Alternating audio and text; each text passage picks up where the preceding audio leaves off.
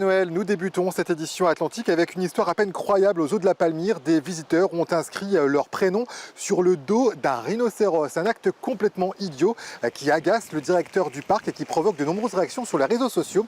Viviane Dofou et Pascal Simon. Noël, 2 tonnes environ, se laisse encore caresser. Pensionnaire depuis 35 ans, elle en a vu des incivilités. Pour cette femelle, l'incident de dimanche est déjà clos, même s'il continue de faire réagir sur Internet.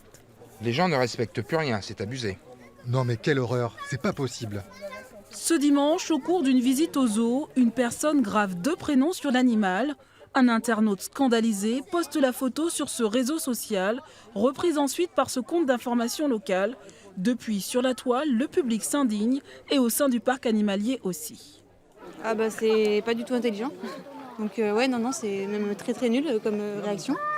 Je vois pas trop l'intérêt de faire ça. Les animaux ont leur vie. Je pense qu'il faut savoir les respecter aussi. Déjà, les caresser de temps en temps, bon, c'est limite.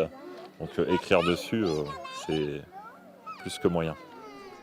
Plusieurs heures et plusieurs coups de brosse après, il ne reste plus rien sur cette peau morte et très épaisse. A priori, Noël n'a d'ailleurs rien senti sur cette partie très peu sensible de son corps. Ah non, si ce n'est qu'une gratouille en fait, pour le coup ils ne savent pas lire, donc je suis pas sûr qu'il ait trop fait attention à ce qui était marqué sur son dos.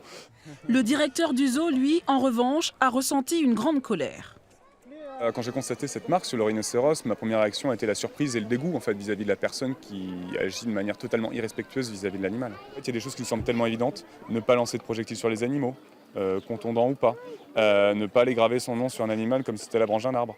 Voilà, c'est vrai qu'il y a des choses qui nous semblent tellement évidentes qu'on oublie peut-être de les marquer dans le règlement intérieur. Voilà, il va falloir y réfléchir. Peut-être un nouveau règlement. En attendant, l'établissement le rappelle.